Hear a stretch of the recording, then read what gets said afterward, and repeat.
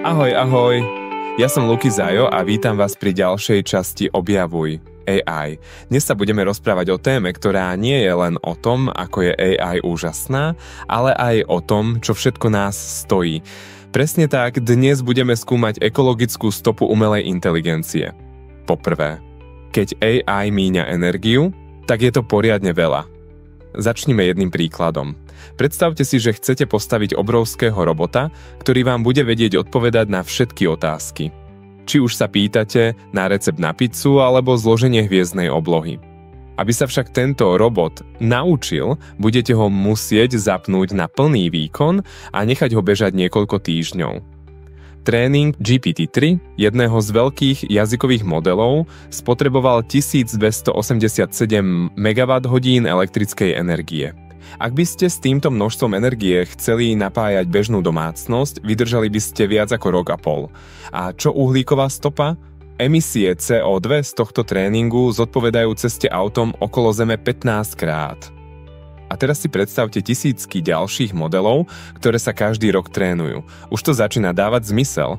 Prečo je ekologická stopa AI takou veľkou témou však? Aby toho nebolo málo, za všetko môžu aj gigantické dátové centrá. Predstavte si haly veľké ako futbalové ihriská, kde stovky tisíc serverov neustále hučia, počítajú a prehrievajú sa. Tieto technologické monštrá spotrebujú asi 1% celosvetovej energie. Mimochodom, viete, čo je najväčším problémom týchto centier? Chladenie. Predstavte si, že máte počítač, ktorý sa prehrieva a tak musíte pustiť klimatizáciu. Teraz si tento problém vynásobte 1000-krát. A je vám jasné, že udržať tieto stroje v prevádzke nie je žiadna maličkosť. A teraz si predstavte, že všetci chceme mať svojho malého AI asistenta. Každý jeden Hey Siri, alebo čo je na večeru? Alexa, pridáva kvapku do tohto obrovského energetického mora. Čím viac AI používame, tým väčšiu stopu zanechávame. Alebo inak, každá zábavná odpoveď od chatbota má svoju cenu. A tá sa počíta vo vátoch. Aké výzvy nás čakajú? Prvou výzvou sú ekologickejšie dátové centrá. Niektoré firmy už investujú do obnoviteľných zdrojov energie. Napríklad Google prešiel na 100% obnoviteľnú energiu vo svojich dátových centrách. Iné firmy však stále používajú fosílne palivá, pretože sú lacnejšie. Tu je otázka, ako presvedčiť ostatných, že ekológia sa oplatí. Druhá výzva je optimalizácia tréningu modelov. Predstavte si, že sa učíte jazdiť na bicykli. Chvíľu vám to trvá a robíte chyby, ale časom sa zlepšíte. AI však potrebuje tisícky takýchto tréningových cyklov. Ak by sme dokázali tieto tréningy optimalizovať, ušetrili by sme obrovské množstvo energie. Vedci na tom už pracujú. Hľadajú spôsoby, ako naučiť AI jazdiť na bicykli rýchlejšie a efektívnejšie.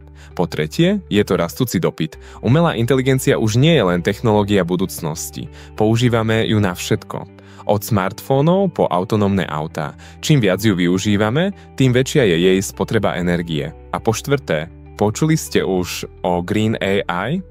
Našťastie mám aj pozitívne správy. Nové trendy ako Green AI sa zameriavajú na efektívnosť a ekologickú zodpovednosť.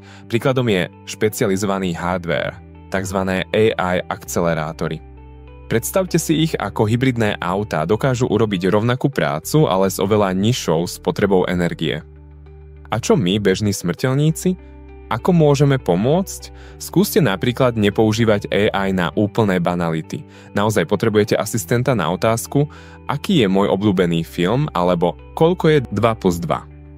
Niekedy stačí trošku ušetriť a nechať svoj vlastný mozog urobiť prácu. A podporujme firmy, ktoré idú zelenou cestou. Tak čo, zaujalo vás to? Ekologická stopa AI je tichým spolujazdcom na našej technologickej ceste.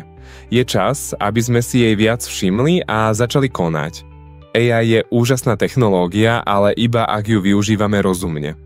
Dajte mi vedieť, čo si o tejto téme myslíte a nezabudnite sa prihlásiť na odber.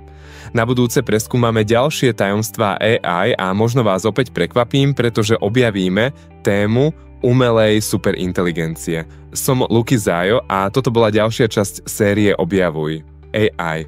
Počujeme sa na budúce, tak ahoj!